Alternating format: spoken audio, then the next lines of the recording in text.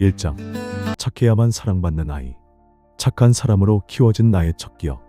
나는 지금도 잊을 수 없다. 유난히 햇살이 맑고 하늘이 파랗던 봄날 오후였다. 마당에는 복사꽃이 피었고 바람이 부드럽게 내 볼을 스쳤다. 그런 평화로운 오후에 어린 내가 배운 것은 한 가지였다. 착해야 사랑받는다. 어머니는 늘 말씀하셨다. 착하게 행동해야 엄마가 너를 예뻐하지. 아버지도 같은 말을 반복했다. 말 잘 들어야 아빠가 선물 사준다. 어른들의 사랑은 조건적이었다. 그리고 그 조건은 언제나 착함이었다. 당시 5살이었던 나는 어렸지만 본능적으로 알았다. 착하지 않으면 안 된다는 것을, 착하지 않으면 사랑받지 못한다는 것을. 나는 늘 착했다. 아니, 정확히 말하면 착하려고 필사적으로 노력했다. 한 번도 부모님의 말씀을 어기지 않았고 다른 사람의 요구에 절대 거절하지 않았다. 착하다는 말을 들으면 마음이 놓였고 착하지 않다는 말을 들으면 그 즉시 두려움이 밀려왔다. 착한 아이라는 평가는 나에게 생존의 증표였고 반대로 착하지 않다는 말은 존재 자체를 위협하는 경고음이었다. 하지만 그날만큼은 억울했다. 초등학교 3학년이었다.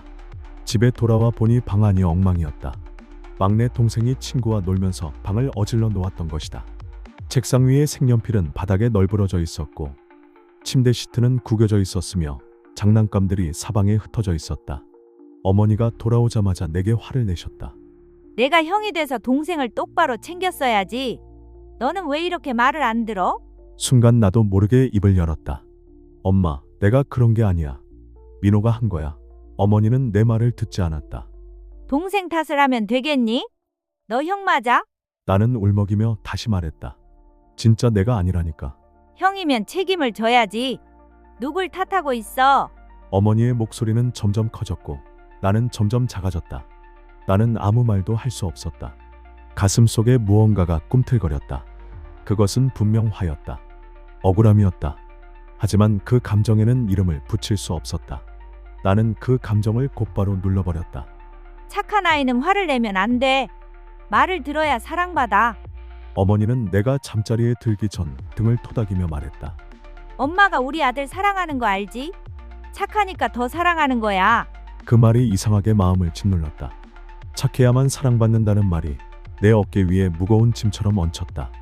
만약 내가 착하지 않다면 엄마는 나를 사랑하지 않을까 하는 두려움이 밤새 나를 괴롭혔다. 그때부터 나는 어떤 억울함도 표현하지 않았다. 내 감정은 중요하지 않았다. 오직 다른 사람들이 나를 어떻게 평가하느냐만이 중요했다. 그저 착한 아이로 살아가기를 선택했다. 친구들이 장난으로 내 물건을 빼앗아도 웃으며 넘겼고 하고 싶은 놀이가 있어도 친구가 원하는 것을 먼저 했다. 심지어 점심시간에 먹고 싶지 않은 반찬도 친구가 원한다면 기꺼이 나누어 주었다. 그래야만 사람들이 나를 좋아할 것 같았다. 그래야만 나는 안전했다. 그러나 그 안전은 오래 가지 않았다. 내 마음속 어딘가에 작은 금이 가기 시작했다. 마치 처음에는 보이지 않던 벽의 균열이 시간이 지나면서 점점 커지듯이 말이다. 나는 어느 순간 나 자신이 무엇을 원하고 무엇을 싫어하는지 모르게 되었다. 내 취향은 사라졌고 내 의견은 묻혔으며 내 욕구는 무시되었다. 오직 남들이 원하는 것을 따라갔다. 착함은 내가 살기 위한 생존 방식이 되어갔다. 그리고 그 생존 방식은 점점 나 자신을 잠식해갔다. 그날 이후 시간이 흘렀지만 내 내면의 목소리는 늘 이렇게 속삭였다. 착하지 않으면 너는 아무것도 아니야. 착하지 않으면 사랑받을 자격도 없어. 수십 년 후 나는 여전히 그 어린 날의 기억을 안고 살아가고 있었다. 35살이 된 지금도 말이다. 직장에서도 가정에서도 교회에서도 착해야만 사랑받는다는 믿음이 나를 지배했다. 회사에서는 야근을 거절하지 못했고 집에서는 가족의 모든 요구를 들어주려 했으며 교회에서는 봉사를 마다하지 않았다. 그러나 나는 아직도 착함이 무엇인지 몰랐다. 착하다는 것이 도대체 무슨 의미인지 제대로 생각해 본 적조차 없었다. 그저 다른 사람들이 만족하면 그것이 착함이라고 여겼을 뿐이었다. 나는 그날의 기억을 떠올리며 깊은 숨을 내쉬었다. 초등학교 3학년 때 그 억울했던 봄날 오후를 말이다. 이제는 나 자신에게 물어봐야 했다. 내가 착해야만 사랑받을 수 있다는 이 생각은 도대체 어디서 온 것일까? 그리고 이것이 정말 진실일까? 봄날의 햇살 아래서 그렇게 시작된 착한 사람 되기는 내 인생 전체를 관통하는 거대한 주제가 되어 있었다. 어린 시절의 한순간이 내 인생의 전체 방향을 결정지어버린 것이다. 그리고 이제 나는 이 무거운 주제를 정면으로 마주해야 할 때가 온 것 같았다. 더 이상 피할 수도 미룰 수도 없는 시점에 와 있었다. 2장. 착한 사람이 되어야 한다. 착한 행동을 해야 한다는 강박. 착한 아이는 그렇게 행동하지 않아. 어릴 때 가장 많이 들었던 말이다. 그 말은 마치 내 DNA에 새겨진 것처럼 부모님과 어른들이 내 삶의 구석구석에 심어 놓은 씨앗처럼 뿌리를 내렸다. 언젠가부터 나는 착한 사람이라는 가면을 쓰고 살기 시작했다. 그 가면은 나를 숨기기에 완벽했고 사람들은 나의 진짜 모습은 볼 수 없었다. 더 놀라운 것은 나조차도 나를 제대로 본 적이 없었다는 사실이다. 가면 뒤에 숨어서 사는 것이 너무나 익숙해졌기 때문이다. 가면과 진짜 얼굴의 경계가 흐려져서 어디까지가 연기이고 어디서부터가 진짜 나인지 구분할 수 없게 되었다. 내가 중학생이었을 때 학교에서 있었던 작은 사건이 지금도 생생하다. 중학교 2학년 봄이었다.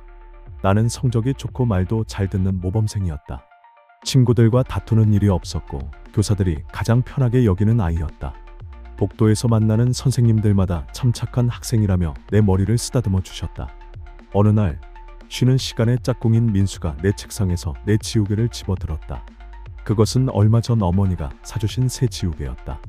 지우개는 소중한 물건도 아니었고 그냥 흔한 문구류에 불과했지만 민수가 아무 말 없이 그것을 쓰는 게 못마땅했다. 마음속에서 조그만 속삭임이 올라왔다. 내 건데 왜 말도 없이 가져가? 한마디 해야 하지 않을까? 그러나 그 즉시 더 큰 목소리가 내 안에서 외쳤다. 아니야. 착한 사람은 이런 걸로 기분 나쁘다고 하면 안 돼. 이 두 목소리 사이에서 나는 항상 갈등했다. 한쪽은 내 진짜 감정이었고 다른 한쪽은 학습된 행동 지침이었다. 그리고 매번 학습된 지침이 승리했다. 결국 나는 아무 말도 하지 않았다. 민수는 내가 아무 말도 하지 않으니 자연스럽게 다음에도 그렇게 했다. 지우개뿐만 아니라 필통에서 연필을 꺼냈었고 내 노트를 빌려 가져가 돌려주지 않은 적도 있었다. 심지어 내가 아끼던 만년필마저 일주일 동안 가져간 채 돌려주지 않았다. 그럴 때마다 내 안에서는 화가 솟구쳤지만 착한 아이는 그런 화를 표현해서는 안 됐다. 그래서 나는 그 감정을 꾹꾹 눌러버렸다. 마치 압력솥에 김을 가두듯이 말이다. 어느 날 학교 상담 시간이었다. 상담 선생님이 나를 보며 미소를 지었다. 너는 참 착한 아이 같아. 다른 친구들 이야기를 많이 들어주는구나. 나는 반사적으로 대답했다. 착해야 하니까요. 선생님은 내 말을 듣고 조금 당황한 듯 물었다. 왜 착해야 하는데? 그 순간 나는 당황했다. 왜 착해야 하는지에 대한 답이 내 안에 없었기 때문이다. 나는 쉽게 대답할 수 없었다. 그저 착해야 한다는 것만 알고 있었을 뿐이다. 마치 공기를 마셔야 한다는 것처럼 당연하고 의심할 여지가 없는 사실로 여겨왔던 것이다. 집으로 돌아오는 길에 나는 곰곰이 생각했다. 버스 창밖으로 스쳐 지나가는 풍경을 바라보면서 말이다. 나는 왜 착한 행동을 해야만 하지? 왜 내 감정을 무조건 참아야 하는 걸까? 하지만 내 안에서 명확한 대답이 나오지 않았다. 그 질문들은 마치 깊은 우물 속으로 던진 돌멩이처럼 아무런 메아리도 들려주지 않았다. 그리고 고등학생이 되어서도 성인이 되어서도 이 습관은 변하지 않았다. 오히려 나이가 들수록 더욱 정교해졌다. 착한 행동을 해야 한다는 강박이 내 안에 뿌리 깊게 박혀버렸다. 그래서 직장에서도 동료들이 부탁을 하면 결코 거절하지 않았다. 아니요, 라는 단어는 내 사전에서 지워진 것 같았다. 나는 누구보다도 먼저 출근하고 가장 늦게 퇴근하는 사람이 되었고 모두가 힘들어하는 일을 도맡아 했다. 야근은 일상이 되었고 주말 근무도 마다하지 않았다. 그럴 때마다 사람들은 말했다. 역시 너는 착한 사람이야. 그 칭찬은 달콤했다. 하지만 달콤함 뒤에 숨어있는 쓴맛을 나는 알고 있었다. 그것은 달콤한 독약이었다. 나는 착한 사람이라는 말을 들을 때마다 두려움에 떨었다. 왜냐하면 그 칭찬은 조건부였기 때문이다. 착하지 않다는 말은 곧 거부와 버림받음을 의미했기 때문이다. 그리고 교회에서도 나는 마찬가지였다. 신앙생활을 시작한 지 5년째 나는 교회에서도 완벽한 착한 사람이었다. 교회 사람들은 나를 볼 때마다 같은 말을 했다. 우리 집사님처럼 착한 분이 어디 있어요? 하나님이 얼마나 기뻐하실까? 그때마다 나는 기뻐하기는커녕 두려웠다. 하나님마저도 내가 착해야만 나를 사랑하신다고 느꼈기 때문이다. 하나님조차도 내가 착해야만 나를 좋아하신다고 느꼈기 때문이다. 그래서 나는 더 착한 사람처럼 보이기 위해 노력했다. 헌신도 더 많이 했고 내가 원하지 않는 일도 기꺼이 맡았다. 새벽 기도에 빠지는 날이 없었고 교회 청소와 각종 봉사에 앞장섰다. 그러나 마음속에서는 늘 두려움이 떠나지 않았다. 한 번은 교회에서 행사를 준비하는데 한 성도가 말했다. 역시 집사님이 도와주셔야죠. 이번에도 맡아주실 거죠? 그때 나는 이미 2개의 다른 봉사를 동시에 맡고 있었고 직장 일까지 겹쳐서 나는 온몸이 피곤했지만 자동으로 말했다. 그럼요. 기쁘게 섬기겠습니다. 아니요. 라고 말하는 법을 배운 적이 없었으니까. 내 마음속에서는 다른 목소리가 울부짖었다. 왜 내가 또 해야 하는데? 너만 일하냐? 그 소리를 나는 다시 가슴 깊이 묻어두었다. 착한 사람은 불평하지 않으니까. 그렇게 묻어둔 목소리들이 쌓여서 내 가슴 한편에 거대한 쓰레기 더미를 만들어가고 있었다. 나는 사람들 앞에서는 늘 착한 사람이었지만 집에 오면 다른 사람이 되었다. 마치 지킬 박사와 하이드처럼 말이다. 가족들에게 짜증을 내고 화를 내고 사소한 일에도 소리를 질렀다. 아내가 밥을 조금 늦게 차려도 아이가 숙제를 늦게 해도 나는 과도하게 반응했다. 가족들은 당황스러워했고 그런 나 자신조차 이해할 수 없었다. 밖에서는 성인군자였다가 집에서는 폭군이 되는 내 모습이 혼란스러웠다. 나의 내면은 이미 심하게 망가져 있었고 그 망가진 내면을 숨기기 위해 더욱 착한 행동을 반복했다. 어느 밤 새벽 2시가 넘은 시간이었다. 잠을 이루지 못하고 침대 위에 앉아 있었다. 창밖으로는 가로등 불빛만이 외롭게 빛나고 있었다. 내 삶이 이렇게 지쳐가는 이유가 무엇인지 생각해 보았다. 그리고 내 마음 깊은 곳에서 아주 희미한 목소리가 올라왔다. 너는 착한 사람이 되고 싶은 게 아니야. 착한 사람이 되어야 한다는 강박이 너를 짓누르고 있을 뿐이야. 그 목소리는 마치 오랫동안 감옥에 갇혀있던 죄수가 처음으로 외치는 자유의 소리 같았다. 나는 그 목소리에 귀 기울였다. 어릴 때부터 부모님과 어른들에게 받은 그 말들이 내 안에서 얼마나 큰 감옥이 되었는지 깨달았다. 착한 아이는 그렇게 행동하지 않아라는 말 한마디가 수십 년 동안 나를 가둬왔던 것이다. 착한 행동을 해야만 한다는 강박은 나 자신을 잃어버리게 만들었고 진짜 내 모습을 숨기도록 강요했다. 그날 밤 처음으로 나는 생각했다. 착한 사람이 되기 위해 사는 것이 아니라 있는 그대로의 나로 살아갈 수는 없는 걸까? 그 질문은 내 마음에 작은 지진을 일으켰다. 하지만 그 질문에 대한 답을 나는 여전히 알지 못했다. 아직은 질문을 던지는 것만으로도 버거웠다. 그저 막연한 희망 하나만을 가슴에 품었다. 지금 당장 내가 답을 얻지는 못하더라도 적어도 내가 왜 이런 삶을 살고 있는지 깨달은 것만으로도 작은 빛 하나는 찾은 것 같았다. 그 빛은 작았지만 마치 깜깜한 터널 끝에서 보이는 희미한 출구의 빛처럼 어두운 밤 내내 나를 위로하고 있었다. 그리고 그 빛은 내일 아침까지, 아니 그 이후로도 계속 나를 이끌어줄 것만 같았다. 3장. 회사, 교회, 가정의 3종 생활. 억눌린 분노와 이중성의 시작. 나는 세 개의 삶을 살고 있었다. 회사에서는 성실한 직원, 교회에서는 헌신적인 신앙인, 가정에서는 친절한 가장이라는 세 개의 서로 다른 나.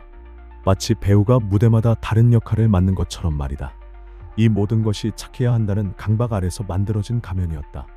그리고 그 가면들은 점점 내 얼굴에 달라붙어서 떼어낼 수 없게 되어가고 있었다. 회사에서는 언제나 최선을 다했다. 오전 6시 30분 출근해 오전 8시에 도착하는 것이 내 일상이었다. 업무에 불만을 표시하거나 요구를 거절하는 일은 없었다. 사람들은 나를 착하고 성실한 직원이라고 불렀지만 그 말은 나에게 또 다른 부담이었다. 그 말을 들을 때마다 내 어깨가 더 무거워지는 것을 느꼈다. 하루는 금요일 저녁 6시, 직장 상사가 급한 서류 작업을 내게 떠넘겼다. 오늘 야근 좀 해야겠는데 자네가 좀 맡아주게. 월요일 아침 첫 번째로 보고해야 하는 건이라 주말까지 이어질 것 같아. 이미 그 주에만 3번의 야근을 했고 이미 몇 주간의 야근으로 피곤이 극에 달했지만 나는 즉시 미소 지으며 답했다. 네, 과장님. 제가 하겠습니다. 다른 직원들은 고개를 돌리며 작게 한숨을 내쉬었다. 김 대리는 가방을 들고 퇴근 준비를 하다가 잠시 나를 바라봤고 박 과장은 미안하다는 듯 고개를 살짝 끄덕였다. 그 순간 내 마음 깊숙한 곳에서는 분노가 꿈틀거렸다. 왜 나만 이렇게 당연히 받아들여야 하는 거지? 왜 다른 사람들은 거절할 수 있는데 나는 안 되는 거야? 하지만 그 생각은 곧바로 억눌러졌다. 착한 사람은 이런 것으로 화를 내서는 안 되었다. 착한 사람은 희생을 감수한다는 내 안의 규칙이 즉시 작동했다. 그렇게 나는 혼자 야근을 했다. 사무실에 형광등만이 나와 함께 밤을 지새웠다. 컴퓨터 앞에서 지친 눈을 비비며 늦은 밤까지 일을 마쳤을 때 가슴 속에서 뭔가가 터질 것 같았다. 새벽 2시에 집에 돌아가는 길, 텅 빈 지하철에서 나는 혼자 주먹을 꽉 쥐었다. 교회에서는 더 심했다. 신앙생활을 시작한 지 8년, 나는 교회에 없어서는 안 될 사람이 되었다. 사람들은 나를 헌신적인 집사로 불렀다. 교회 청소, 행사 준비, 심지어 남들이 하기 꺼려하는 봉사까지 도맡았다. 새벽 기도 준비, 주차 안내, 교회 학교 교사까지 겸했다. 거절을 몰랐고 나를 위한 시간조차 없었다. 일요일 아침 6시부터 밤 10시까지 교회에 있는 날이 허다했다. 한 번은 교회 청년회에서 봉사를 요청하며 말했다. 집사님이 계시니 마음이 편해요. 이번 수련회 준비도 집사님이 맡아주시면 정말 든든할 것 같아요. 이번에도 잘 부탁드려요. 그 말에 내 입은 자동으로 움직였다. 그럼요. 제가 해야죠. 감사합니다. 하지만 그때 내 머릿속에서는 다른 계산이 돌아가고 있었다. 또 주말이 없어지겠구나. 아내가 또 서운해하겠지. 그러나 그날 집에 돌아와 나는 깊은 자괴감에 빠졌다. 내 입에서 저절로 튀어나오는 말들, 거절하지 못하는 내 모습이 싫었다. 마치 고장난 자동 판매기처럼 같은 반응만 반복하는 내 모습이 혐오스러웠다. 나는 착한 사람을 연기하며 살아가는 내 모습이 지긋지긋했다. 내가 과연 교회 사람들에게 보여주는 그 헌신적이고 착한 사람일까? 아니었다. 나는 착한 사람이라는 평가에 집착했을 뿐이었다. 내 신앙조차 착한 사람으로 보이기 위한 도구가 되어버렸다. 이 모든 스트레스는 가정에서 폭발했다. 집 현관문을 여는 순간부터 내 안의 가면들이 무너져 내렸다. 나는 회사와 교회에서 쌓인 스트레스를 집에 들어서면서부터 숨기지 못했다. 늘 밝게 맞아주던 아내가 웃으며 물었다. 오늘 힘들었어. 저녁은 뭐 먹고 싶어? 그 말에 나는 갑자기 짜증을 냈다. 당신이 알아서 뭐하게. 그냥 좀 내버려둬. 피곤하다고. 아내는 당황했고 나는 내 입에서 나온 말을 수습할 수 없었다. 아내의 얼굴에 스쳐 지나간 상처받은 표정을 보면서도 사과할 수 없었다. 아이들은 눈치를 보며 조용히 방으로 들어갔다. 8살 딸아이가 아빠 왜 화났어? 라고 작게 묻는 소리가 들렸지만 나는 대답하지 않았다. 가정에서 나는 착한 사람이 아니었다. 회사와 교회에서 보여주는 모습과는 너무나 달랐다. 마치 낮과 밤이 다른 사람처럼 말이다. 나는 이 세계의 삶 속에서 나 자신을 잃어버렸다. 어느 날 저녁, 나를 바라보는 아내의 눈에 깊은 걱정이 서려 있었다. 아내가 조용히 내게 말했다. 당신 요즘 너무 힘들어 보여. 회사나 교회에서 너무 많은 일을 맡고 있는 거 아니야? 당신이 모든 걸 다 감당할 필요는 없어. 나는 그녀를 쳐다보며 날카롭게 말했다. 그럼 어떻게? 거절이라도 하라는 거야? 착한 사람이 되지 말라는 거야? 그럼 사람들이 나를 어떻게 볼 것 같은데? 아내는 슬픈 눈으로 나를 바라봤다. 누구도 당신에게 착한 사람이 되라고 강요하지 않았어. 그건 당신이 만든 기준이야. 당신이 스스로 만든 감옥에 갇혀 있는 거야. 아내의 말이 화살처럼 내 가슴을 꿰뚫었다. 그 말을 인정하는 것이 너무 고통스러웠다. 내 안에서는 격렬한 반발이 일어났다. 아니야. 나는 착해야만 해. 착하지 않으면 아무 가치도 없으니까. 착하지 않으면 아무도 나를 필요로 하지 않아. 그러나 동시에 내 마음 깊은 곳에서는 희미한 인정의 소리도 들렸다. 맞아. 이 모든 것은 내가 만든 기준이야. 내가 스스로 만든 족쇄야. 내 마음은 혼란스러웠다. 마치 두 개의 다른 라디오 주파수가 동시에 흘러나오는 것 같았다. 내 안의 목소리들이 뒤엉켜 있었다. 그리고 문득 깨달았다. 나는 세계의 삶 속에서 스스로를 속이고 있었다. 회사에서는 성실한 척, 교회에서는 경건한 척, 집에서는 나쁜 아버지와 남편이 되면서도 그것조차 정당화하려 했다. 나는 진짜 나를 속이는 이중적 삶을 살아왔다. 내가 가장 용납할 수 없는 사람이 바로 나 자신이었다. 그날 밤 아내와 아이들이 잠든 조용한 거실에서 혼자 방에 앉아 깊은 숨을 내쉬며 작은 기도를 시작했다. 하나님, 저는 제가 누군지 모르겠습니다. 저는 착해야 한다는 강박에 묶여 제 자신을 잃어버렸습니다. 저는 세계의 다른 사람을 연기하느라 정작 진짜 저는 사라졌습니다. 제가 살고 있는 이 삼중 생활을 언제까지 유지할 수 있을지 모르겠습니다. 도와주세요. 그러나 그 기도를 하면서도 마음 한편으로는 두려웠다. 하나님께 이런 솔직한 고백을 해도 될까 하는 두려움이 있었다. 하나님조차 나를 착해야만 사랑하실 거라는 두려움이 있었다. 하나님도 내가 착한 사람이 아니면 실망하실 것 같았다. 하나님도 나의 이런 민낯을 보시면 등을 돌리시지 않을까? 착함의 강박은 이렇게 내 삶을 통째로 흔들어 놓았다. 마치 지진이 집 전체를 흔들어 놓듯이 말이다. 세계의 삶 속에서 나는 점점 더 고립되었다. 회사에서는 나를 이용하기만 하고 교회에서는 나의 헌신을 당연하게 생각했으며 가정에서는 나의 분노만 남아 있었다. 세 곳 모두에서 나는 진짜 내 모습을 보여줄 수 없었다. 이 모든 것은 내가 만든 착함이라는 기준 때문이었다. 그날 이후로 나는 서서히 자각하기 시작했다. 착함이란 말이 얼마나 내 삶을 지배하고 있었는지를, 그것이 얼마나 나를 짓누르고 있었는지를, 그리고 그것이 얼마나 내 주변 사람들에게도 상처를 주고 있었는지를. 나는 더 이상 이 무거운 짐을 혼자 지고 갈 수 없었다. 더 이상 세계의 삶을 유지할 힘도 없었다. 내 안에 에너지가 바닥나고 있었다. 나는 어둠 속에서 다시 한번 하나님께 간절히 속삭였다. 하나님, 제발 저를 자유롭게 해주세요. 착하지 않아도 사랑받을 수 있다는 것을 알려주세요. 제발 저에게 진짜 저로 살 수 있는 용기를 주세요. 그 기도는 처음으로 내 마음 깊은 곳에서 나온 진실한 기도였다. 가면을 벗고 한 첫 번째 진짜 기도였다. 처음으로 내가 착한 사람이 아니라도 괜찮다는 가능성에 희망을 품었다. 그리고 희망은 아주 작았지만 분명히 존재했다. 마치 깜깜한 밤하늘에 떠있는 작은 별 하나처럼 말이다. 그 희망 하나로 나는 다음 날을 살아갈 힘을 얻었다. 그리고 혹시 모를 변화에 대한 작은 기대를 품을 수 있었다. 사장, 자녀에게 전해진 강박, 부모가 된 후 깨달은 슬픔.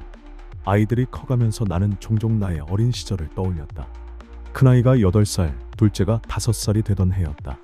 특히 아이들이 내 기대와는 다른 모습을 보일 때마다 내 입에선 무의식적으로 튀어나오는 말이 있었다. 왜 말을 안 들어? 착해야지. 착해야 아빠가 좋아하지.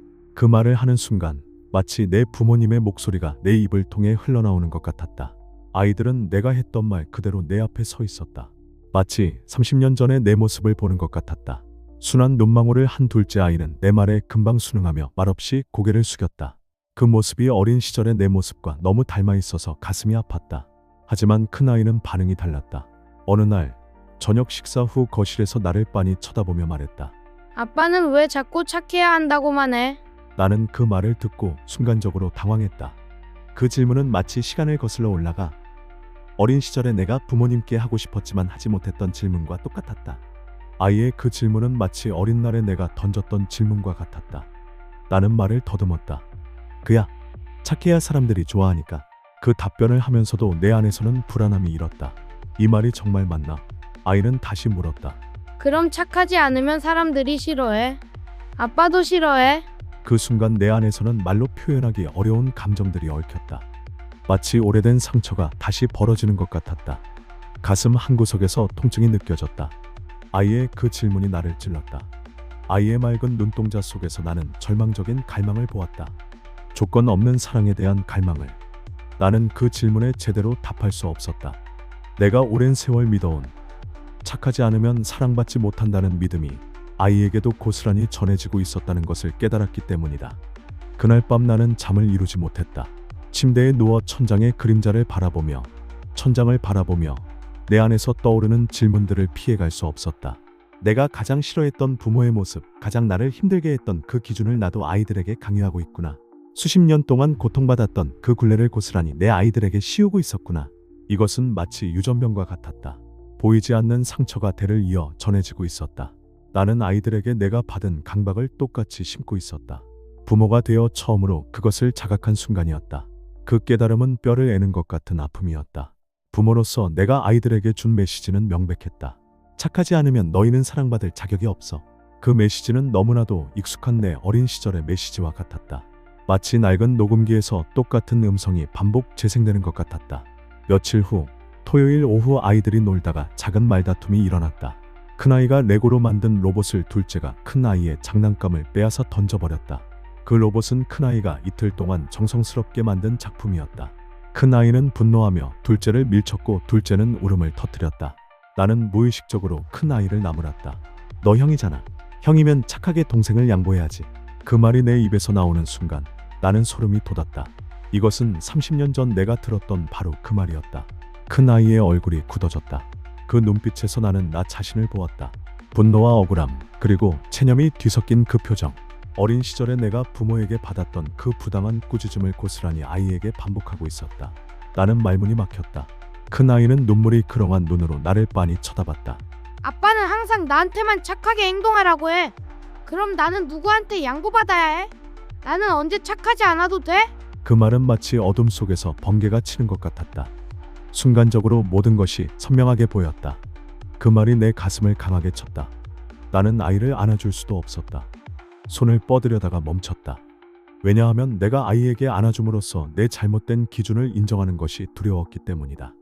안아주면 내가 틀렸다는 것을 인정하는 건가? 착해야만 인정받는다는 기준이 내 마음 깊은 곳에서 여전히 나를 붙잡고 있었다. 그날 밤 아내가 조용히 말했다. 당신이 그토록 싫어했던 그 말을 당신도 아이들에게 하고 있어. 마치 끊어지지 않는 사슬처럼 말이야. 나는 작게 말했다. 알아. 그런데 나도 모르게 계속 그렇게 돼. 내 안에 녹음된 테이프가 자동으로 재생되는 것 같아. 아내는 내 손을 잡으며 말했다. 당신은 착하지 않아도 사랑받을 수 있다는 걸 믿지 않잖아. 그러니까 아이들에게도 그 기준을 주는 거야. 당신 스스로가 먼저 그 굴레에서 벗어나야 해. 아내의 말은 너무나 정확했다. 마치 의사가 정확한 진단을 내린 것 같았다. 나는 착해야만 사랑받을 수 있다고 여전히 믿고 있었다. 그래서 내 아이들에게도 그 기준을 강요하고 있었던 것이다. 나 자신이 여전히 어린 시절의 포로였던 것이다. 그것을 깨닫는 순간 내 안에서 오랫동안 잠들어 있던 분노가 솟구쳤다. 나 자신에 대한 분노, 이 굴레를 만든 어른들에 대한 분노, 그리고 이것을 끊어내지 못하는 내 자신에 대한 절망감이 한꺼번에 몰려왔다. 나는 부모가 된 지금까지도 여전히 어린 시절에 붙잡혀 있었다. 다음 날 일요일 오후 나는 아이들과 함께 놀이동산에 갔다. 그날 하루만큼은 달라지고 싶었다. 그날 하루는 어떤 기준도 없이 아이들이 하고 싶은 것을 마음껏 하게 해주었다. 회전목마든 롤러코스터든 솜사탕이든 뭐든지 말이다. 큰 아이는 내 눈치를 보며 말했다. 아빠, 정말 내가 하고 싶은 거 다 해도 돼? 소리 지르고 뛰어다녀도 돼? 나는 그 말을 듣고 마음이 무거웠다. 8살 아이가 이런 질문을 해야 한다는 것이 얼마나 슬픈 일인가. 아이는 이미 내 기준을 너무나 잘 알고 있었다. 이미 눈치를 보며 사는 법을 배워버렸다. 나는 아이의 머리를 쓰다듬으며 말했다. 그래, 내가 뭘 하든 상관없이 아빠는 너를 사랑해. 착하지 않아도, 말을 안 들어도, 소리를 질러도 아빠는 너를 사랑해. 그 말을 하면서 눈물이 핑 돌았다. 목이 메어 더 이상 말을 이을 수 없었다. 그 말을 듣고 싶었던 건 바로 나 자신이었기 때문이다. 착하지 않아도 괜찮다는 말을 누구보다 간절히 듣고 싶었던 것은 바로 나였다. 착한 사람이 되어야만 사랑받는다는 메시지를 누구보다 강하게 믿고 있던 것은 바로 나였다. 아이들은 환하게 웃으며 놀이동산을 뛰어다녔다. 큰아이가 웃으면서 소리치며 뛰어다니는 모습을 보니 이것이 아이다운 모습이구나 싶었다. 나는 그 모습을 바라보며 속으로 기도했다. 하나님, 저는 제가 착해야만 사랑받을 수 있다고 생각하며 살아왔습니다. 그 거짓 믿음 때문에 저 자신도 괴로웠고 제 아이들에게도 같은 아픔을 주고 있습니다. 이 대물림의 사슬을 끊어주세요. 이제는 이 굴레에서 벗어나게 해주세요. 하지만 내 안에서는 여전히 작은 두려움이 속삭이고 있었다. 정말 그럴 수 있을까? 착하지 않아도 사랑받을 수 있다는 게 가능할까?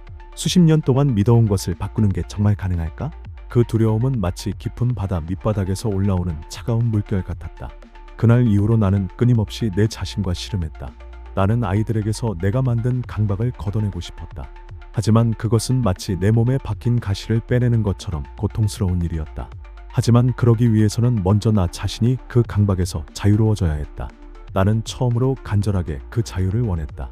내 편안함보다는 아이들의 자유로운 성장이 더 중요했다. 내 아이들에게는 내가 가졌던 그 아픔을 넘겨주고 싶지 않았다. 내가 평생 짊어지고 다닌 이 무거운 짐을 아이들은 지지 않았으면 좋겠다고 간절히 바랐다. 이 슬픔의 대물림을 끊어야 했다. 그리고 나는 이제 이 아픔의 해결책을 찾아야만 했다. 더 이상 미룰 수 없었다. 그것이 부모로서 내가 해야 할 가장 중요한 일이었다. 그리고 그것이 인간으로서 내가 해야 할 가장 본질적인 과제였다. 5장. 내가 만든 신의 자리. 착한 사람 구조의 실체를 깨닫다. 지금껏 내 삶을 지탱하던 착한 사람이라는 구조가 사실상 내가 만든 것임을 깨닫는 데는 오랜 시간이 걸렸다. 수십 년이 흘렀지만 나는 여전히 그 진실을 피하고 있었다. 어느 날 새벽 3시가 넘은 시간, 깊은 밤 혼자 거실에 앉아 어두운 천장을 바라보며 문득 한 가지 질문이 머리를 스쳤다. 도대체 누가 착한 사람의 기준을 만든 거지? 세상 모든 사람이 동의하는 착함의 기준이 정말 존재하는 걸까?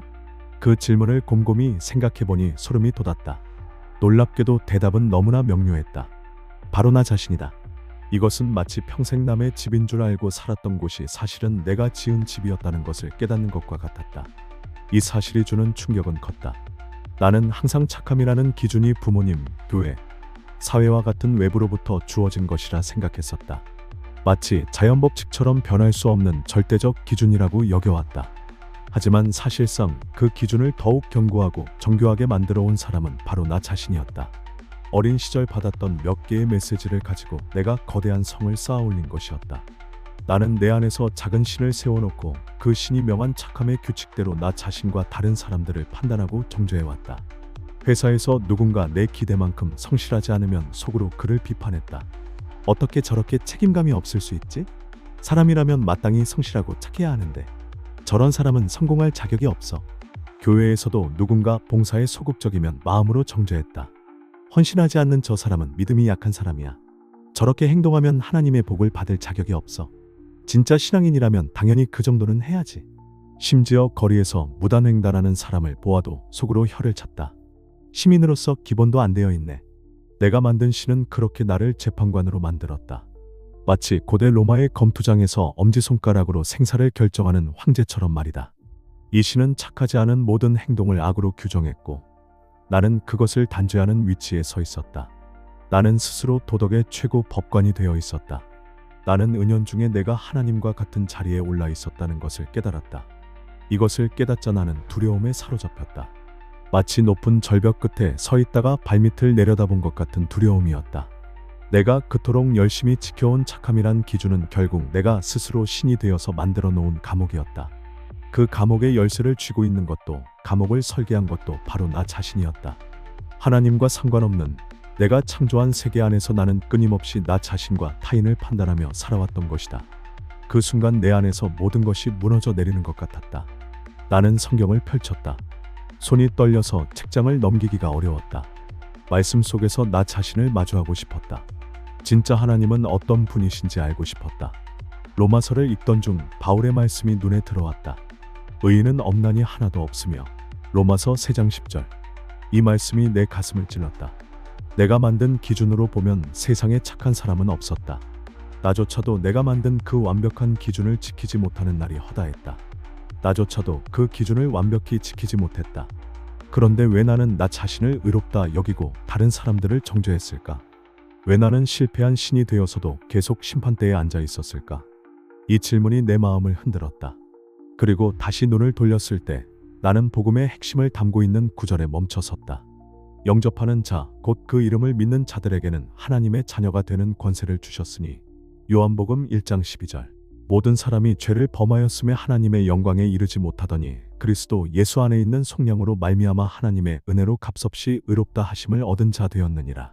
로마서 3장 23절에서 24절까지. 이 말씀을 읽는 순간 마치 오랫동안 막혀있던 하수구가 뚫리는 것 같았다. 나는 그 순간 복음의 의미를 처음으로 진지하게 마주했다. 지금껏 나는 복음을 들었지만 진짜로 믿지는 않았던 것 같다. 지금껏 나는 착해야 하나님께 인정받고 복을 받을 수 있다고 믿었지만 복음은 전혀 달랐다. 하나님은 그분 자녀를 사랑하신다.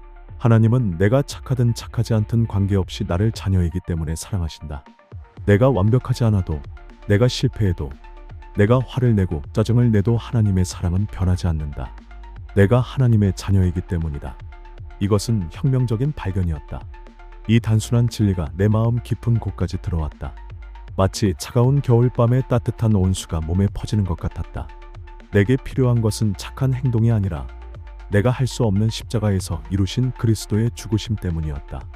내가 지금껏 애쓰며 쌓아온 모든 착한 행동들이 사실은 의미가 없었다는 것이 아니라 그것들이 하나님의 사랑을 얻기 위한 조건이 아니었다는 것을 깨달았다. 예수는 그리스도가 십자가에서 내가 하나님과 관계가 단절된 모든 문제를 완벽히 해결하셨다는 사실이 내 영혼에 비로소 분명히 다가왔다. 이미 객관적으로 해결된 것이었다. 2000년 전에 이미 나는 내가 만든 착함의 기준을 들고 하나님께 나아가 복을 구했지만 하나님께서는 나의 행위가 아니라 그리스도의 십자가를 보신다는 사실을 마침내 이해했다. 그 십자가의 사건을 마음으로 믿음으로 하나님의 자녀가 된 권세가 엄청나게 다가왔다. 나는 거실 소파 위에서 무릎을 꿇고 작은 소리로 기도하기 시작했다. 목소리가 떨렸고 눈물이 흘러내렸다. 하나님, 제가 만든 기준으로 저와 타인을 판단하며 살아왔습니다. 제가 얼마나 스스로 교만했는지 이제야 알겠습니다. 저는 저 스스로 신이 되어서 하나님께서 주신 은혜를 외면하고 살아왔습니다. 제가 만든 작은 우상에게 절하며 살았습니다. 예수님께서 그리스도로 오셔서 모든 문제를 해결하셨음을 믿습니다. 이미 끝난 일이었음을 믿습니다. 이제 더 이상 제가 만든 착함의 기준으로 살아가지 않겠습니다. 제가 만든 심판대에서 내려오겠습니다. 저를 용서하시고 그리스도의 은혜 안에서 진정한 자유를 누리게 해주세요. 기도를 마치고 난 후 나는 마치 오랫동안 내 어깨를 짓눌렀던 거대한 짐을 내려놓은 것 같은 홀가분함을 느꼈다. 무게가 몇십 킬로그램은 되는 것 같았던 그 짐이 사라졌다. 내가 만든 작은 신을 내려놓고 참되신 하나님 앞에 비로소 나 자신으로 서는 경험이었다. 더 이상 완벽한 척할 필요도 착한 척할 필요도 없었다. 그냥 나로 서 있으면 되는 것이었다. 다음 날 아침 아이들을 보며 미소를 지었다. 큰아이가 우유를 흘리고 둘째가 밥을 먹지 않아도 아이들이 내 기준에 맞지 않는 행동을 하더라도 더 이상 급하게 정죄하거나 판단하지 않았다. 내 안에서 자동으로 올라오던 비판의 목소리가 조용해졌다. 아이들이 착하지 않아도 사랑받을 자격이 있듯이 나 역시 착하지 않아도 하나님의 은혜로 이미 사랑받고 있음을 확신했기 때문이다. 아내가 아침 식사 중 나를 바라보며 말했다. 어제부터 당신 얼굴이 뭔가 편안해 보여. 마치 오랫동안 아팠다가 나은 사람 같아. 무슨 일이 있었어? 나는 부드럽게 미소 지으며 답했다. 내가 만든 신의 자리에서 내려왔어. 하나님이 나를 이미 사랑하고 계신다는 걸 깨달았거든. 내가 착해서가 아니라 자녀이기에 그렇게 사랑하신다는 걸 말이야. 아내의 눈이 따뜻하게 빛났다. 그녀의 눈에서 안도의 빛이 보였다. 그녀가 손을 잡으며 말했다. 이제야 진짜 당신을 만난 것 같아. 그동안 당신은 너무 완벽한 척하려고 애썼거든. 그 말에 나는 가슴 깊이 안도했다. 아내도 내가 연기하고 있었다는 것을 알고 있었구나. 드디어 나는 내가 만든 신의 자리에서 내려와 하나님 앞에 진정으로 자유로운 나로 서게 된 것이었다. 더 이상 숨길 것도 포장할 것도 없었다. 이 변화는 작은 시작에 불과했지만 내 삶 전체를 뒤바꿀 만큼 강력했다. 그 순간부터 내 삶의 중심은 더 이상 내가 만든 기준이 아니었다. 내가 세운 작은 우상이 아니었다. 중심은 오직 예수 그리스도였다. 십자가에서 모든 것을 이루신 그분이었다. 나는 이제야 비로소 내 삶이 진정한 자유와 평안으로 향하는 길을 찾기 시작했음을 깨달았다. 그리고 이것이 시작일 뿐이라는 것도 알았다. 앞으로 더 많은 변화가 기다리고 있을 것이었다. 6장 심리상담과의 만남. 자각 그리고 변화를 향한 첫걸음. 이전까지 나는 상담이란 나약한 사람들이나 받는 것이라 생각했다. 마치 정신적으로 문제가 있거나 의지력이 부족한 사람들의 마지막 수단 정도로 여겼다. 내 문제는 단지 신앙으로 이겨내야 할 문제이지 상담까지 받을 일은 아니라 믿었다. 교회를 다니는 사람이 상담을 받는다니 믿음이 부족한 것 아닌가? 라는 생각까지 들었다. 그러나 내가 만든 착한 사람이라는 구조가 나를 짓누르기 시작하자 더 이상 혼자서는 버틸 수 없다는 걸 깨달았다. 내 안에 분노와 우울감이 폭발 직전까지 치달았고 가족들에게까지 상처를 주고 있었다. 상담센터 문 앞에서 30분 동안 망설였던 기억이 생생하다. 처음 상담실에 들어섰을 때가 생각난다. 생각보다 아늑하고 따뜻한 분위기의 상담실이었다. 내 맞은편에 앉아 부드럽게 미소 짓던 상담사는 내게 조용히 물었다. 무엇이 가장 힘드신가요? 나는 순간 말문이 막혔다. 목이 메어 소리가 나오지 않았다. 무엇이 나를 힘들게 하는지 정확히 표현하기 어려웠다. 수십 년 동안 쌓인 복잡한 감정들을 어떻게 한마디로 설명할 수 있을까? 잠시 고민 끝에 천천히 입을 열었다. 저는 늘 착해야만 한다고 생각합니다. 그래서 모든 사람의 기대를 충족시키려 애쓰다 보니 너무 지쳤어요. 제가 무엇을 원하는지도 모르겠고 제가 누군지도 모르겠어요. 상담사는 부드럽게 고개를 끄덕였다. 그 눈빛에서 진정한 이해를 느꼈다. 왜 착해야 한다고 생각하시나요? 나는 잠시 침묵했다. 어린 시절의 기억들이 파노라마처럼 스쳐 지나갔다. 그리고 어렵게 말을 꺼냈다. 착하지 않으면 사랑받을 수 없다고 배웠어요. 부모님께도, 사람들에게도, 심지어 하나님께도요. 어릴 때부터 착한 아이는 그렇게 하지 않아라는 말을 수없이 들었거든요. 상담사는 내 말을 듣고 잠시 생각한 뒤 말했다. 그렇다면 착하지 않은 당신은 하나님께 사랑받지 못할까요? 그 질문은 마치 번개처럼 내 마음을 쳤다. 그 질문에 나는 대답할 수 없었다. 입술이 떨렸고 가슴이 두근거렸다. 내 안에서 오래도록 억눌러왔던 분노와 두려움, 혼란이 요동쳤다. 상담사는 내게 합리적 정서행동치료, REBT라는 이론에 대해 이야기해 주었다. 엘버트 앨리스라는 심리학자가 개발한 치료 방법이라고 했다. 상담사의 말이 내 귓가에 맴돌았다. REBT에서는 우리가 가지는 비합리적 신념이 부정적인 정서와 행동을 만들어낸다고 말합니다. 예를 들어 나는 모든 사람에게 사랑받아야 한다. 나는 완벽해야 한다. 나는 항상 착해야 한다 같은 신념들 말이죠. 당신이 가진 착해야만 사랑받는다는 신념도 그런 비합리적 신념 중 하나일 수 있어요. 그 말은 충격이었다. 마치 평생 신성하게 여겼던 것이 우상이었다고 들은 것 같았다. 지금껏 당연하다고 믿었던 내 신념을 누군가 명확히 비합리적이라 말한 것은 처음이었다. 그럼 착하지 않아도 사랑받을 수 있다고 생각하시는 건가요? 상담사는 고개를 끄덕였다. 네, 착하지 않아도 당신은 사랑받을 자격이 있어요. 당신의 존재 자체가 이미 소중하니까요. 하나님도 당신을 조건 없이 사랑하십니다. 착해야만 사랑받을 수 있다는 조건을 만든 건 바로 당신 자신이에요. 그리고 그 조건은 성경 어디에도 없습니다. 그 순간 내 눈에서 뜨거운 눈물이 쏟아져 내렸다. 그 말을 들으며 나는 마치 오랫동안 얼어붙었던 무언가가 천천히 녹아내리는 듯한 느낌을 받았다. 30년 넘게 꽁꽁 얼어있던 내 마음이 봄 햇살을 받고 녹기 시작하는 것 같았다. 상담이 진행될수록 내 내면 깊은 곳에 숨겨졌던 분노가 드러나기 시작했다. 처음에는 그 분노를 인정하기가 두려웠다. 착한 사람은 화를 내면 안 되는데 하는 생각 때문이었다. 상담사는 계속해서 나의 신념을 질문했다. 당신이 착하지 않을 때 무슨 일이 벌어질 것 같나요? 나는 대답했다. 모두가 나를 버릴 것 같아요. 하나님도요. 직장에서 잘리고 친구들이 등을 돌리고 가족들도 실망할 것 같아요. 상담사가 다시 질문했다. 정말 그렇게 될까요? 지금까지 당신 주변에서 그런 일이 실제로 일어난 적이 있나요? 당신은 하나님이 어떤 분이라고 생각하세요? 그 질문을 받고 나서야 깨달았다. 내가 두려워하는 일들이 대부분 상상 속의 일이었다는 것을.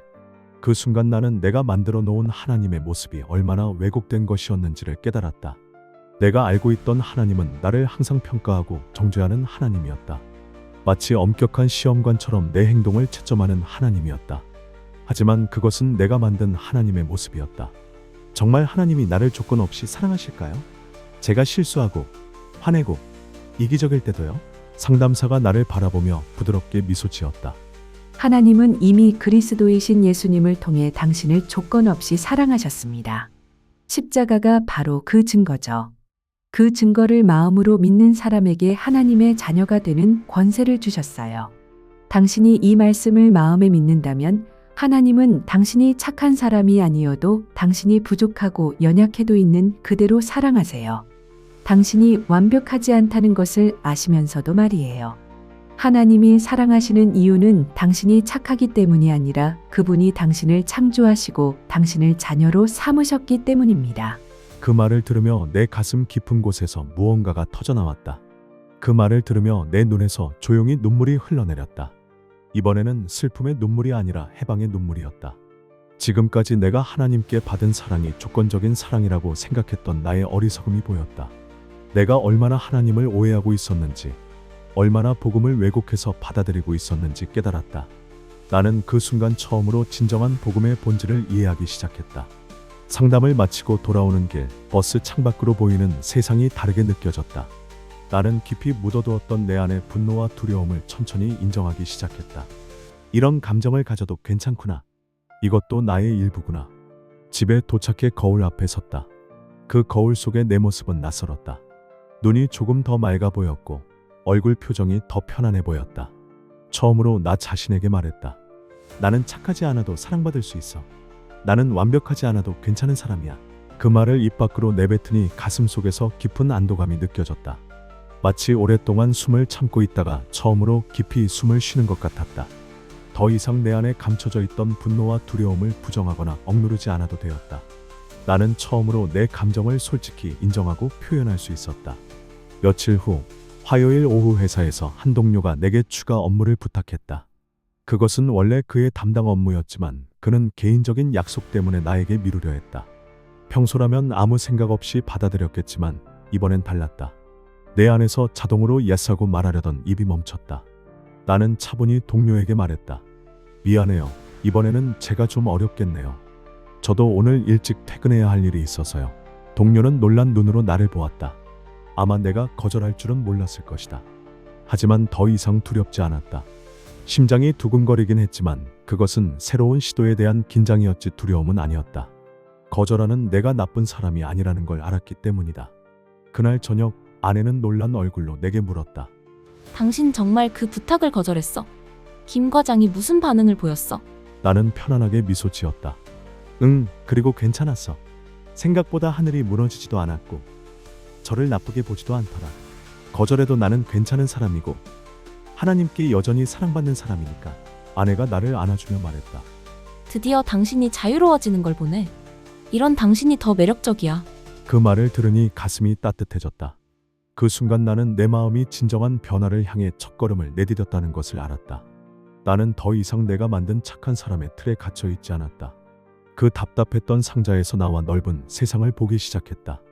내가 만든 감옥에서 벗어나 하나님께서 주시는 참된 자유와 평안을 향해 조금씩 나아가고 있었다. 이것은 단지 시작일 뿐이었지만 나는 더 이상 과거로 돌아가지 않을 것이다. 과거의 그 무거운 짐을 다시 짊어지지는 않을 것이다. 나는 이제 나를 있는 그대로 사랑하시는 하나님의 은혜 안에서 살기로 했다. 그리고 이 새로운 삶이 얼마나 많은 가능성을 열어주는지 조금씩 발견해가고 있었다. 그리고 나는 이 변화가 얼마나 큰 기쁨과 평안을 가져다 주는지를 조금씩 깨달아가고 있었다. 7장 게슈탈트, 지금 여기에 머무르기. 진정한 나를 만나는 현재. 상담을 받으면서 나는 비로소 나 자신에게 솔직해지기 시작했다. REBT를 통해 나의 비합리적 신념들이 하나씩 드러나고 착한 사람이어야 한다는 강박의 실체가 보이기 시작했다. 그동안 내 삶을 괴롭혔던 착한 사람 강박을 내려놓으며 또 다른 중요한 배움을 만났다. 바로 지금 여기라는 개념이었다. 상담 3회차를 넘어가면서 상담사는 새로운 접근법을 제안했다. 상담사는 내게 부드러운 목소리로 말했다. 지금 이 순간 당신은 어떤 감정을 느끼고 있나요? 그 질문은 나에게 낯설었다. 마치 외국어를 들은 것 같았다. 평생 다른 사람들의 감정과 기대만 살피며 살아왔지. 내 자신의 감정에 집중해 본 적은 거의 없었다. 나는 지금 무엇을 느끼고 있지? 라는 질문을 나 자신에게 해본 적이 언제였던가. 나는 잠시 머뭇거리다가 어렵게 입을 열었다. 잘 모르겠어요.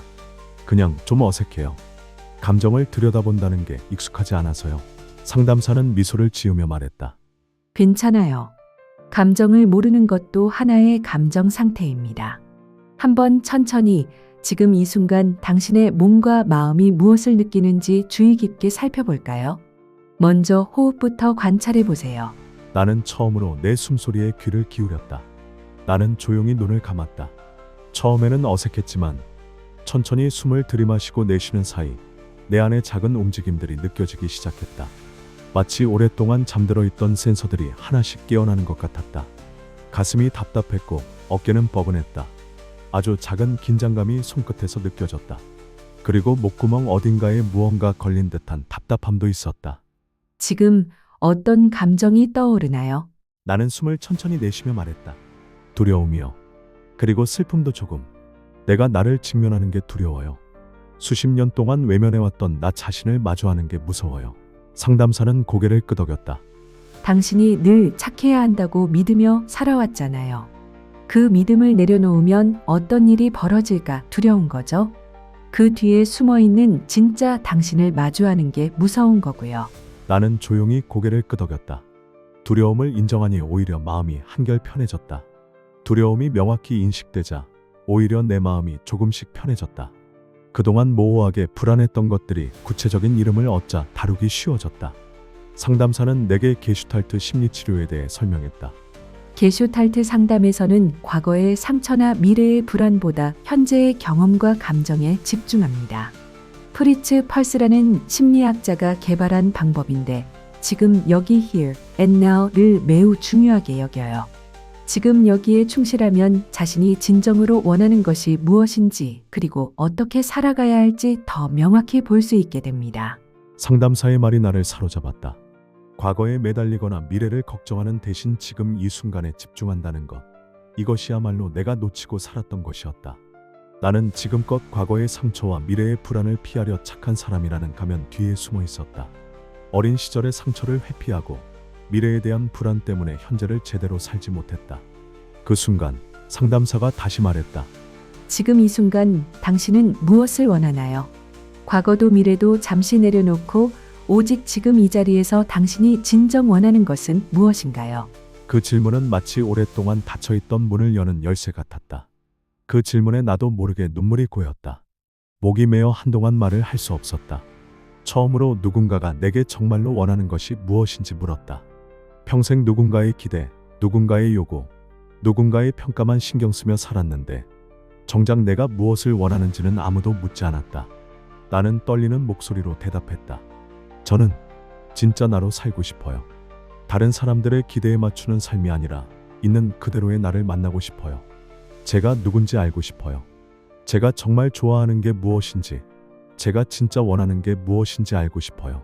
그 말을 하는 순간 가슴 깊은 곳에서 뜨거운 것이 올라왔다. 그 말은 내 깊은 내면에서 나온 진실이었다. 30년 넘게 억눌러왔던 내 진짜 목소리였다. 나는 더 이상 나를 숨기고 싶지 않았다. 착한 사람의 가면 뒤에 가려진 나를 바로 지금 만나고 싶었다. 상담을 마치고 집으로 돌아가는 길, 나는 발걸음을 멈추고 주변을 둘러보았다.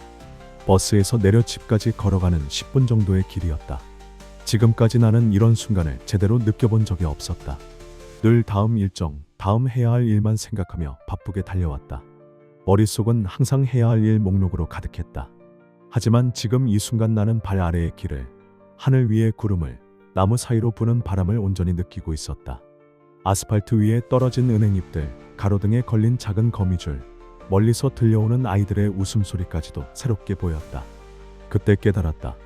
내가 그동안 얼마나 많은 순간들을 놓치며 살았는지를. 저녁이 되자 아이들이 내게 달려왔다. 아빠, 하며 품에 안기는 아이들의 온기가 이렇게 소중한 줄 몰랐다. 나는 아이들의 눈을 바라보았다. 정말로 바라보았다. 그냥 스쳐 지나가는 것이 아니라 온전히 바라보았다. 지금껏 보지 못했던 아이들의 눈빛 속에서 나는 진정한 나 자신을 발견했다. 아이들은 내게 어떤 조건도 요구하지 않았다. 그저 이 순간 있는 그대로의 나를 사랑하고 있었다. 나는 아이들에게 처음으로 진심을 말했다. 아빠는 너희들이 그냥 너희들인 게 좋아. 착하지 않아도, 잘하지 않아도 괜찮아. 실수해도, 말을 안 들어도, 때때로 때를 써도 괜찮아. 그냥 너희들이 좋아. 아이들의 눈이 반짝였다. 큰 아이가 환하게 웃으며 말했다. 정말 아빠가 그렇게 말해주니까 나 너무 좋아. 그럼 나도 아빠가 가끔 피곤해하고 짜증내도 괜찮아. 그 말을 듣고 나는 웃음이 터져나왔다. 아이들도 나를 조건 없이 사랑하고 있었던 것이다. 그 순간 나는 또 한 번 가슴 깊이 깨달았다. 착한 사람이라는 기준을 만든 것은 나였지만 그 기준을 내려놓고 지금 이 순간 온전히 존재하는 것도 오직 내 선택이라는 사실을 말이다. 잠들기 전 아내가 내게 다가왔다. 당신 요즘 진짜 달라졌어. 더 편안해 보이고 더 진짜 당신 같아. 마치 딱딱한 갑옷을 벗어던진 것 같아. 나는 아내를 바라보며 말했다. 내가 내 인생을 살아본 적이 없더라고. 항상 다른 사람들의 기대에 맞추기만 했지. 늘 남의 인생을 살고 있었던 것 같아. 이제는 정말 나로 살고 싶어. 지금 이 순간을 온전히 살고 싶어. 아내는 조용히 내 손을 잡았다. 나도 그런 당신이 좋아. 그동안 당신이 얼마나 힘들었을지 이제야 알겠어. 그 순간 우리는 서로를 진짜로 만났다. 가식 없이, 조건 없이. 나는 그날 밤 기도했다. 그러나 이전과는 다른 기도였다. 무릎을 꿇고 정형화된 기도문을 읽는 것이 아니라 침대에 누워 하나님과 대화하듯 자연스럽게 말했다. 하나님 앞에서 내가 착한 사람이 되어야 한다는 강박은 없었다. 대신 솔직한 마음을 그대로 드러냈다. 하나님, 저는 이제야 진짜 저 자신을 만나기 시작했습니다. 지금까지 가짜 저로 살았던 것 같아요. 과거의 아픔이나 미래의 불안이 아니라 지금 여기에서 하나님과 함께하는 나 자신을 만나고 싶습니다. 이 순간 이 자리에서 하나님과 함께 있는 제가 바로 진짜 저인 것 같아요. 이 새로운 시작을 도와주세요. 기도를 마친 후 나는 비로소 내 영혼에 찾아온 자유를 느꼈다. 마치 오랫동안 숨을 참고 있다가 처음으로 깊이 숨을 쉬는 것 같았다. 나는 더 이상 착한 사람이라는 가면 뒤에 숨어 살지 않았다.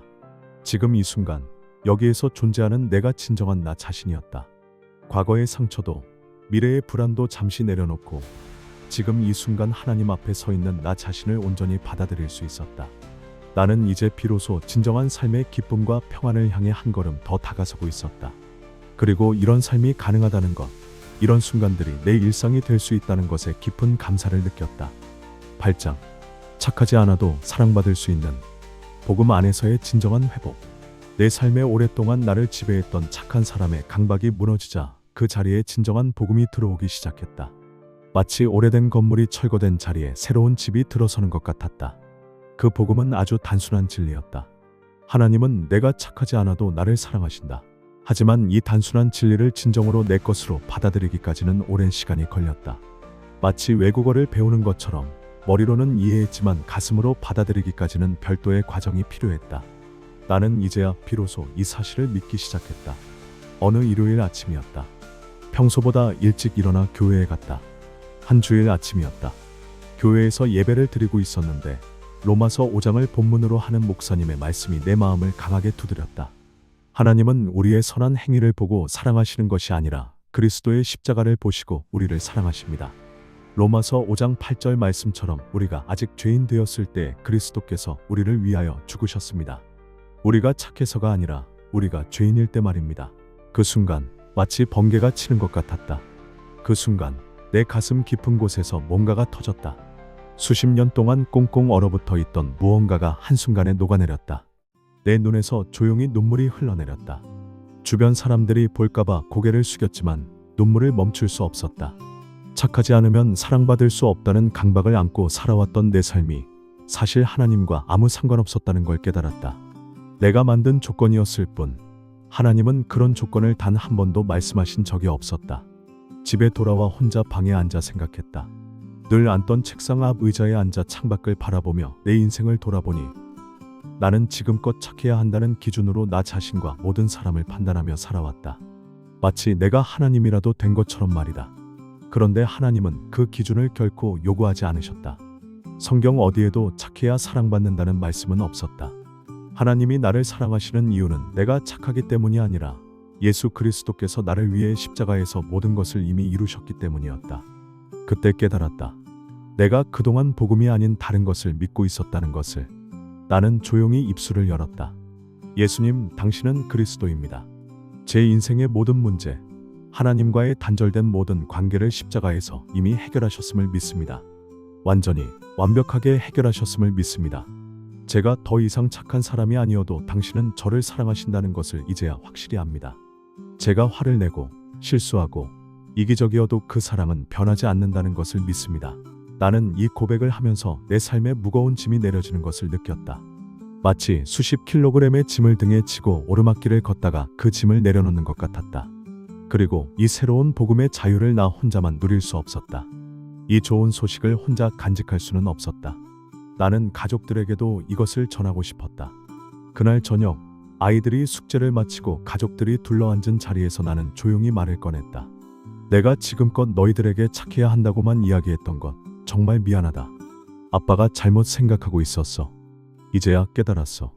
하나님은 우리가 착하지 않아도 부족해도 실수를 해도 사랑하신다는 것을 말이야. 그리고 아빠도 그렇게 너희를 사랑한다는 걸 이제야 제대로 말해주네. 아이들이 나를 물끄러미 바라보았다. 큰아이의 눈에서 궁금함과 희망이 동시에 보였다. 큰아이가 조용히 말했다. 아빠, 그럼 나도 착하지 않아도 아빠가 나를 사랑해 줄 거야. 시험에서 안 좋은 점수를 받아도 말을 안 들어도. 나는 아이를 안아주며 말했다. 물론이지. 내가 어떤 모습이든 아빠는 너를 사랑할 거야. 착하지 않아도 실수를 해도 괜찮아. 내가 존재한다는 것 자체가 아빠에겐 기쁨이야. 하나님도 그렇게 너를 사랑하신단다. 그 말을 하는 순간 나 자신도 놀랐다. 이런 말을 할 수 있게 된 내 자신이 신기했다. 아이는 내 품에서 편안하게 웃었다. 둘째도 옆에서 환하게 웃으며 나도 안아줘. 라고 말했다. 아내의 눈에도 눈물이 고였다. 여보, 이제야 우리가 진짜 가족이 되는 것 같아. 그동안 우리 집에 보이지 않는 채점표가 있었던 것 같은데 이제 그게 사라진 느낌이야. 나는 아내의 손을 잡으며 말했다. 우리 가족은 이제 더 이상 착함이라는 기준에 갇히지 않아도 돼. 우리는 이미 하나님 안에서 사랑받고 있어. 그리고 서로를 있는 그대로 사랑할 수 있어. 나는 그날 밤 혼자 방에 앉아 다시 기도했다. 이번에는 무릎을 꿇지 않고 편안히 앉아서 기도했다. 하나님, 저는 제가 만든 기준 때문에 너무나 오랜 세월을 괴롭게 살았습니다. 저뿐만 아니라 제 가족들까지 괴롭게 했습니다. 이제 그 기준을 내려놓습니다. 예수 그리스도의 십자가로 모든 것이 이미 완성되었음을 믿습니다. 2000년 전에 이미 끝난 일이었음을 이제야 깨달았습니다. 제가 더 이상 착한 사람이 아니라도 부족하고 연약한 그대로 사랑받고 있음을 고백합니다. 그리고 이 사랑이 제 행동이나 상태에 따라 변하지 않는다는 것을 믿습니다. 그날 밤 나는 생애 처음으로 진정한 자유와 평안이 무엇인지 맛보았다. 마치 평생 좁은 감옥에 갇혀 살다가 처음으로 넓은 들판으로 나온 것 같았다. 이제 내 삶에는 더 이상 착함의 조건이 필요 없었다. 나는 있는 그대로 하나님께 사랑받고 있었다. 완벽하지 않은 그대로, 부족한 그대로, 때로는 실수하고 화내는 그 모습 그대로 말이다. 나는 비로소 진정한 나 자신으로 서게 되었다. 그리고 그 변화는 곧 내 삶의 모든 영역으로 퍼져나갔다. 월요일부터 달라졌다. 회사에서도 더 이상 모든 부탁을 수락하지 않았다. 죄송하지만 이번에는 어려울 것 같습니다. 라는 말을 자연스럽게 할 수 있게 되었다. 이제 거절하는 것이 두렵지 않았다. 거절한다고 해서 내가 나쁜 사람이 되는 것이 아니라는 걸 알았기 때문이다. 교회에서도 무리한 봉사를 하지 않았다. 더 이상 나의 행위로 하나님의 인정을 얻으려 하지 않았다. 하나님은 이미 나를 인정하고 계셨으니까. 대신 하나님이 이미 주신 사랑과 자유를 누렸다. 그러자 이상하게도 사람들과의 관계가 더 건강해졌다.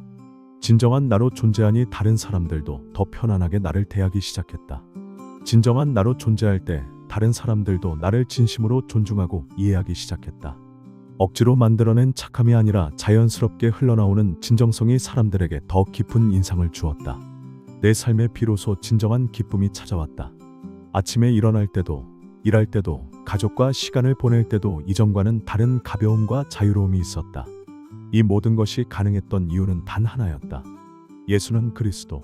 그분이 십자가에서 내가 하나님과 단절되었던 모든 문제를 완벽히 해결하셨기 때문이다. 내가 무엇을 더 할 필요도, 무엇을 증명할 필요도 없었다. 이미 다 이루어진 일이었다. 이제 내 삶의 중심은 더 이상 내가 만든 착한 사람 기준이 아니었다. 오직 그리스도의 십자가, 복음이 내 삶의 전부였다. 나는 이제 착한 사람이 아니라 있는 그대로 사랑받는 사람으로 살아간다. 그리고 이것이 진짜 착함의 시작이라는 것을 깨달았다. 억지로 만들어낸 착함이 아니라 사랑받는다는 확신에서 자연스럽게 흘러나오는 진정한 선한 말이다. 하나님이 나를 있는 그대로 사랑하셨던 것처럼 나도 내 주변 사람들을 있는 그대로 사랑하기 시작했다. 판단하지 않고 조건을 달지 않고 그냥 있는 그대로 받아들이기 시작했다. 이것이 내가 평생 갈망했던 진정한 자유였고 참된 회복이었다.